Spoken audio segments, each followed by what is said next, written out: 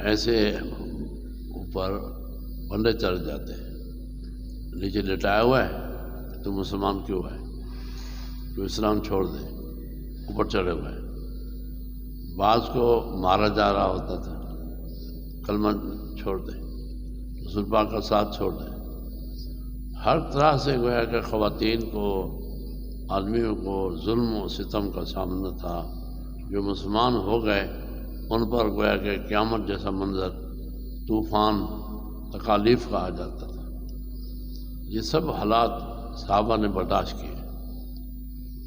2.5 سال کے عرصے تک آپ صلی اللہ علیہ وسلم کو پہاڑوں کے بیچ میں، اور جو آپ پر ایمان لائے تھے خواتین و حضرات اور بچے، پہاڑوں کے بیچ میں بند کیا کفار نے کہ آپ کو کھانا پینا نہیں دیا۔ 2.5 سال تک صحابہ کرام رسول اللہ صلی اللہ علیہ وسلم کھانا نہیں کھا سکے۔ پتے درختوں کے، کیونکہ پہاڑوں کے بیچ میں تو پتے ہی تھے، وہ لے کے بڑی تکلیف سے سامنا ہوا۔ اللہ نے پھر یہ بات کھولی کہ کیونکہ مکہ میں گندم نہیں ہوتی تھی، یہ حبشہ لینے گئے، حبشے کو کچھ صحابہ گئے، انہوں نے بتلایا کہ وہاں پر ہمارے کو انہوں نے بند کیا ہوا ہے جو ایمان والے ہیں۔ تو حبشہ والے بادشاہ نے پوچھا کیا تم نے رسول پاک کو جو ایمان لائے بند کیا ہوا ہے پہاڑوں کے بیچ میں؟ یہ مکہ والوں نے بتایا ہاں ہم نے ان کو بند کیا ہے، وہ دین نیا لائے ہیں، ماں باپ کا دین چھوڑا انہوں نے، اور ہم ماں باپ کے دین پر ہیں، ہم نے انہیں پہاڑوں کے بیچ میں ڈھکا ہوا ہے، بند کیا ہوا ہے۔ تو اس نجاشی بادشاہ نے کہا اگر ان کو کھولو اور ان کو آزاد کرو تب تمہیں گندم دوں گا، ورنہ میں تمہیں نہیں دیا۔ اب تم کو موت آئے گی، تم بھوکے مرو گے، تو تمہیں عقل آئے گی کہ ان مسلمانوں کو، رسول پاک کو جو بند کیا ہوا ہے پہاڑوں کے بیچ میں، ان کے ساتھ ظلم کتنا ہو رہا ہے۔ تو پھر مکے والے ڈرے، انہوں نے کہا ہاں ہم وعدہ کرتے ہیں ہم ان کو آزاد کریں گے، کھول دیں گے۔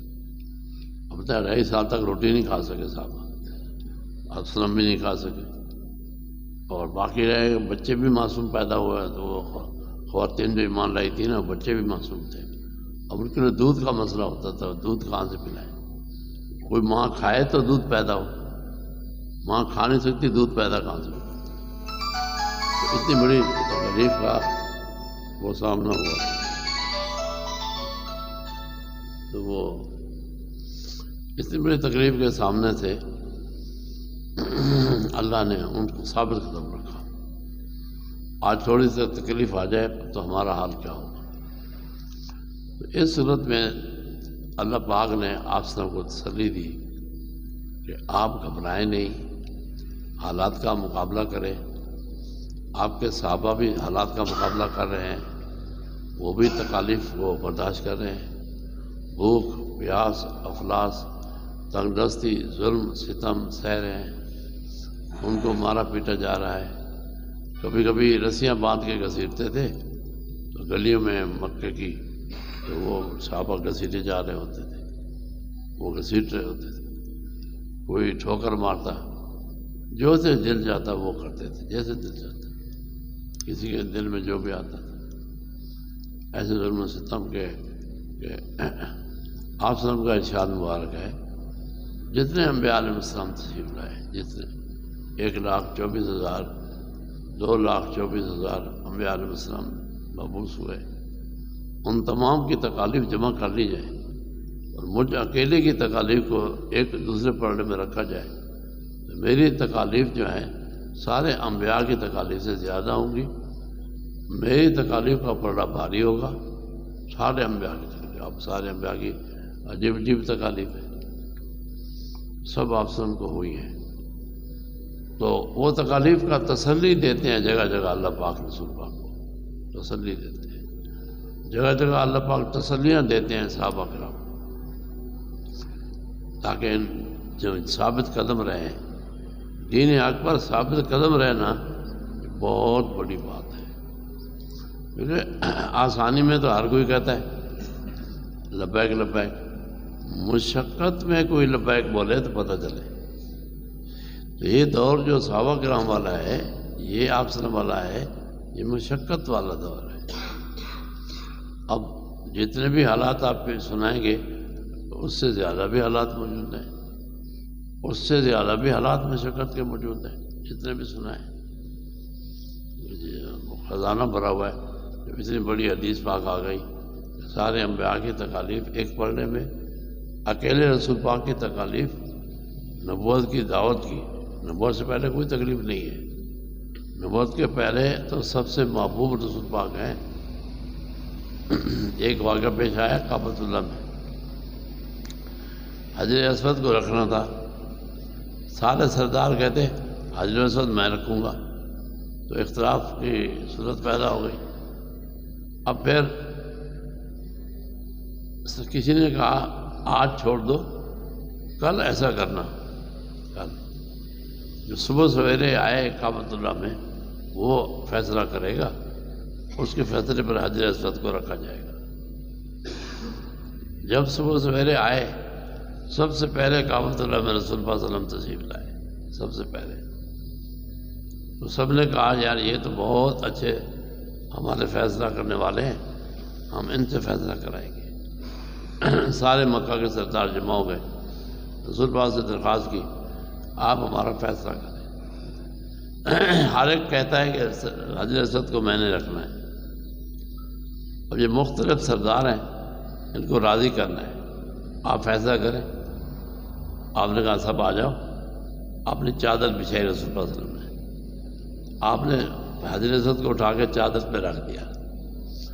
آپ نے باری باری چار سردار بلائے اور ان 4 سرداروں سے وہ اٹھوایا حجر اسود، 4 کونے سے چادر پکڑ کے، تھوڑی دور چل کے ان کو رکھ کے دوسرے سرداروں کو بلایا۔ اس طریقے سے حجر اسود کے مقام تک پہنچتے پہنچتے تمام سرداروں کو رسول پاک نے موقع دیا، ہر ایک نے چادر پکڑ کے اٹھا لیا۔ جب حجر اسود کے مقام پر پہنچ گیا، آپ نے حجر اسود کو اٹھا کے اپنی جگہ پہ رکھ دیا۔ سارے سردار خوش ہوئے، کیا پیارا فیصلہ کیا رسول پاک نے کہ ہر ایک کو موقع مل گیا، ہر ایک راضی ہو گیا۔ یہ فیصلہ بھی بہت بڑی بات ہوتا ہے، عقل مندی اور دانش مندی کا فیصلہ بھی بہت بڑی بات ہے۔ تو مکے میں نبوت کی دعوت سے پہلے سارے کام رسول پاک کی گویا کہ رضامندی کے ساتھ کیا کرتے تھے۔ سارے کفار متفق تھے کہ یہ ہمارے سردار ہیں، سید ہیں، بڑے ہیں، جو کہتے ہیں وہ صحیح کہتے ہیں۔ اب ایسا بڑا مسئلہ حل کیا ہم نے کہ وہ کس کو موقع دیں، کھڑی ہوتی تھی، چادر میں رکھ کے سب کو موقع دے دیا۔ تو گویا کہ آپ کا پہلا دور 40 سال کا پرسکون ہے، آپ کی تکالیف کا دور 23 سال کا نبوت والا دعوت والا ہے۔ تو یہ دعوت کا کام سب سے مشقت والا کام ہے۔ اس وقت تو کفار کو مسلمان ہونا تھا، سیدھا سیدھا دعوت کا کام تھا۔ اب تو مسلمانوں کو مسلمان بنانا ہے، اب دوسرے درجے کا دعوت کا کام ہے۔ اب وہ بھی اچھا ہے جو ہے، لیکن 100% وہ کام نہیں ہے جو آپ صاحب نے کیا، صحابہ نے کیا۔ وہ اس صورت میں اسلام نے کفار سے مقابلہ ہوا۔ کفار کا مقابلہ بہت مشکل ہوتا ہے۔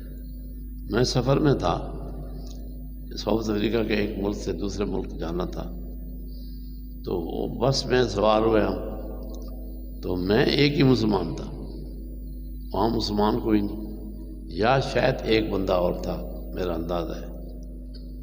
ہم بس پوری میں ہم بیٹھے ہوئے، کوئی مسلمان اور ہے نہیں، میں اکیلا ہوں۔ اور میرے ساتھ جو ہے، جب اس بارڈر سے ہم نے دوسرے ملک جانا تھا، ہم نے وہاں سے ویزا لگوایا، تو مغرب کی نماز کا وقت تھا۔ جیسے ویزا لگا کے بس کی طرف آئے تو بس کے پاس کھڑے ہو کے میں نے مغرب کی نماز پڑھ لی۔ اب وہ مغرب نماز مجھے پڑھتے ہوئے ساری بس دیکھ رہی ہے کہ ایک بندہ نماز پڑھ رہا ہے، تو وہ سارے اپنی جگہ حیران ہو رہے ہیں، یہ کیسا اٹھتا ہے، کیسا بیٹھتا ہے۔ بار ان کے لیے نماز کو اٹھنا بیٹھنا سمجھتے ہیں، وہ نماز نہیں جانتے۔ تو اب جب آ کے میں بس میں نماز سے فارغ ہو کے میں بھی سوار ہو گیا، پھر بس نے اس صراط کو دوسری صراط میں داخل ہونا تھا، تو بیٹھ گئے۔ تو میرے ساتھ والے مجھے کہتے ہیں کہ دیکھو آپ نے یہ اٹھک بیٹھک کیا کری، اب اس کو یہ نہیں پتہ نماز کیا ہوتی ہے، مجھ سے پوچھتے ہیں اٹھک بیٹھک کیا کری۔ میں نے کہا بھائی میں اپنے اللہ تعالیٰ کو راضی کرنے لگ گیا تھا۔ کہتے ہیں کیا راضی کرتا تھا، کیسے یہ راضی کرنے کا طریقہ ہے، یہ طریقہ ہے ہیپی کرنے کا کسی کو؟ میں نے کہا میرا محبوب ایسے ہیپی ہوتا ہے جیسے میری محبت ہے، میرا اللہ ہے، وہ ایسے کہتا ہے ایسے ہاتھ باندھو، میں نے ہاتھ باندھ لیے، وہ کہتا ہے جی ایسے میرے آگے قیام کرو، میں کھڑا رہا، اس نے کہا جی ایسے جھک جاؤ رکوع کرو، میں نے کر لیا، پھر کھڑا۔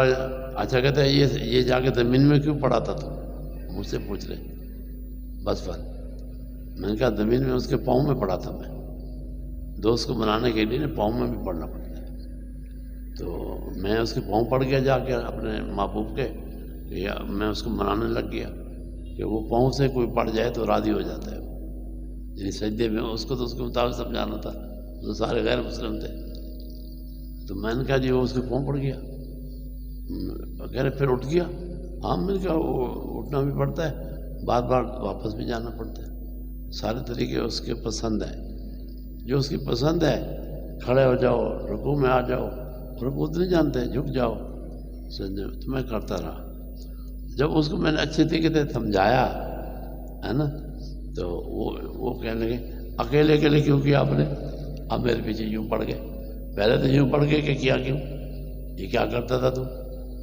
اب وہ ساری بات میں نے سمجھائی کہ بھائی اس یہ میرا ایک یار ہے، محبوب ہے، فرینڈ ہے، وہ اللہ تعالیٰ ہے، میں اس کو ہیپی کرنے میں لگ گیا، وہ ہیپی ایسے ہوتا ہے، خوش ہوتا ہے، خوش کرتا تھا، ایسے کرتا تھا، ایسے کرتا تھا، ان کو ساری بات میں نے ایک نارمل طریقے سے سمجھا لی، اب میرے پیچھے پڑ گئے، کہتے آپ نے اکیلے اکیلے کیوں کیا؟ اتنا اچھا کام، اتنا اچھا کام اور اکیلے اکیلے، یہ بتاؤ مجھے، اب میرے پیچھے پڑ گئے۔ اب میں دل میں ڈروں کہ میں اور کھولتا ہوں تو یہ تو پورے غیر مسلم ہیں، تو کسی ایک نے اگر غصہ کر لیا تو میری پٹائی شروع کر دیں گے، میں مسافر آدمی ہوں، اور اسی کے حکمت ہے، میں نے کہا اچھا نیکسٹ ٹائم، آئندہ پھر کبھی ہماری آپ کی اگر ایسی اتفاق ہوا تو میں کوشش کروں گا کہ آپ کو بھی ساتھ شریک کروں، تو پھر اس طرح سے بات مکمل ہوئی۔ میرا مطلب یہ ہے کہ اتنی مشقت اور خوف ہے، غیر مسلموں کو دعوت دینا آسان کام نہیں ہے، آسان کام نہیں ہے، یہ تو آج کی بہت پرسکون وہ ہے، جبکہ غیر مسلم بھی محبت کرتے ہیں مسلمانوں سے، ایسی بات نہیں۔ میں جب دوسرے ملک پہنچا، میرے لینے والے دیر آ کے چلے گئے تھے، بس کو دیر ہو گئی، تو پھر مجھے اکیلے وہاں بس اسٹاپ پہ رکنا پڑا۔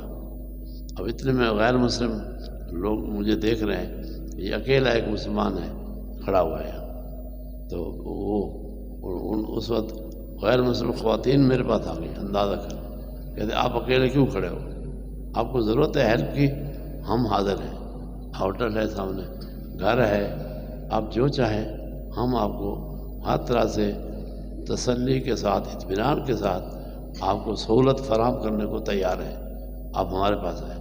میں نے کہا نہیں میرے دوست آ رہے ہیں، میں اپنے دوست کے پاس چلا جاؤں گا، اتنے میں خیر آ بھی گئے، وہ ہم چلے بھی گئے۔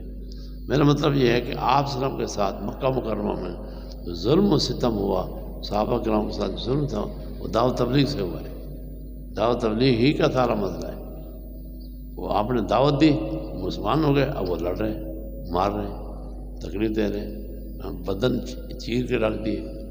حضرت سمیہ رضی اللہ تعالیٰ عنہ، حضرت یاسر، عمار، سب کے حالات دیکھے۔ حضرت بلال پہ پتھر رکھ دیتے تھے، اور حتیٰ کہ انگارے نیچے اوپر لٹاتے، اب انگارے لٹے حضرت بلال کو لٹاتے، اوپر بندہ کھڑا کرتے تھے۔ اب آپ بتائیں انگارے پہ جیسے بوٹی بھونی جاتی ہے، حضرت بلال کا جسم ایسے بھونا جاتا تھا، آواز آتی تھی، ہنستے تھے غبار۔ حضرت عمر فاروق رضی اللہ عنہ کبھی کبھی فرمائش کرتے تھے، بلال وہ کمر تو دکھا دو بھائی، وہ کمر ہو گئی تھی سفید جل جل کے، تو وہ صحابہ جب دیکھتے تھے بلال کی کمر، تو صحابہ روتے تھے، صحابہ کہتے بلال اتنا ظلم تو نے برداشت کیا، بلال کے منہ سے احد احد اللہ اللہ کی آواز آتی تھی۔ یہ اس کی تعریف اور تسلی رسول اللہ کو اللہ دیتے ہیں، الم نشرح اللہ کا صدر، کیا یا رسول اللہ ہم نے آپ کا سینہ نہیں کھولا، ووضعنا عنک وزرک، ہم نے آپ کے بوجھ کا نہیں اتارا، الذی انقض ظہرک، ایسا بوجھ آپ کے اوپر جیسے کمر توڑ کے رکھ دی۔ یہ جملہ ہے نا، یار کیا اتنا بوجھ ہے، اتنا بوجھ ہے، اس بوجھ نے ہماری کمر توڑ کے رکھ دی۔ رسول اللہ صلی اللہ علیہ وسلم کہہ رہے ہیں الذی انقض ظہرک، ایسا بوجھ یا رسول اللہ جیسے کمر توڑ دی آپ کی، ہاں جی ہم نے ہٹایا نہیں ہے۔ اور نے فرمایا یہاں تک کہ ورفعنا لک ذکرک، تیرا ذکر ہم نے اونچا کیا۔ جہاں لا الہ الا اللہ ہوگا محمد رسول اللہ ساتھ ہوگا، جہاں اشہد ان لا الہ الا اللہ ہوگا اشہد ان محمد رسول اللہ ساتھ ہوگا، جہاں بھی ہوگا اشہد ان محمد عبدہ و رسول اللہ ساتھ ہوگا۔ ہم نے آپ کا ذکر بلند کیا اپنے ذکر کے ساتھ، جہاں اللہ کا نام آئے گا وہاں رسول اللہ کا نام آئے گا۔ یہ اللہ کا بڑا احسان ہے، کوئی مقام ایسا نہیں ہے رسول کے بغیر پورا ہو، کوئی مقام ایسا۔ اس کو اللہ نے یہاں کہا ورفعنا لک ذکرک، ہم نے آپ کا ذکر بلند کر دیا، ہر مقام پہ آپ کا نام آئے گا۔ جہاں جنت میں جانا ہے آپ کی شفاعت کے بغیر نہیں جا سکتے، آپ حوض کوثر پانی پلائیں گے، شفاعت فرمائیں گے تو ہم سب جنت جائیں گے آپ سلام کے ساتھ شفاعت سے۔ تو اللہ تعالیٰ نے یہاں تسلی دی، ایک مشقت 100 آسانی، ان مع العسر یسرا، عسر کہتے ہیں ایک مشقت، بھلے ایک مشقت ہم دیتے ہیں لیکن آسانیاں بے شمار دیتے ہیں ہم۔ سبحان اللہ، اللہ پاک کتنے مہربان ہیں۔ ایمان والوں کے لیے خاص طور پر دوستانہ تعلق ہے اللہ پاک کا، دوستانہ۔ جہاں بھی اللہ نے خطاب کیا قرآن پاک میں اس کا انداز دوستانہ ہے۔ یا ایھا الذین آمنوا، یہ 3-4 رقم ہے گرامر کے لحاظ سے، نہ تو ڈائریکٹ بھی بول سکتے تھے، اور جہاں کفار سے خطاب ہے ڈائریکٹ ہے، کوئی ان کے اطاعت ادب احترام نہیں کیا، لہجے میں سختی ہے۔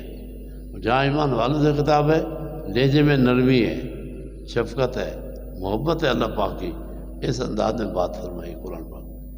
اور حدیث میں بھی وہی طریقہ ہے، پورے دین میں بھی وہی طریقہ ہے، وہی اخلاق، وہی شفقت، وہی نرمی ایمان والوں کے ساتھ بہت زیادہ۔ اسی کو فرمایا ان مع العسر یسرا، مشقت ایک دیتے ہیں ہم، یسرا نکرہ ہے اور العسر معرفہ ہے، تو معرفہ میں تو ایک ہوتا ہے، نکرہ میں بہت ہوتا ہے۔ تو ایک مشقت بے شمار آسانیاں دین میں ہم نے رکھی ہیں۔ یا رسول اللہ آپ کی دینی دنیاوی آسانیاں ہم نے آپ کے لیے ظاہر کی ہیں، اور صحابہ کے لیے بھی، ایمان والوں کے لیے بھی، دین والوں کے لیے بھی، اور دعوت والوں کے لیے بھی ایسی نصرت ہے۔ یہ تو پھر فرمایا فَإِذَا فَرَغْتَ فَانْصَبْ، دن کو تو دعوت دیتے ہو، رات کو ہمارے لیے کھڑے ہو جایا کرو، اور کھڑے ہو جایا کرو۔ وَإِلَىٰ رَبِّكَ فَارْغَب، رب کی طرف محبت سے سجدے، قیام اللیل سب کیا کریں۔ اللہ ہم کو توفیق دے، دین کی محبت دے، رسول پاک کی محبت دے، اور صحابہ کی محبت دے، اور تمام دعوت والوں کی محبت دے، اور ان کے نقش قدم چلنے کی عین شریعت سنت توفیق دے۔ ذکر کرو۔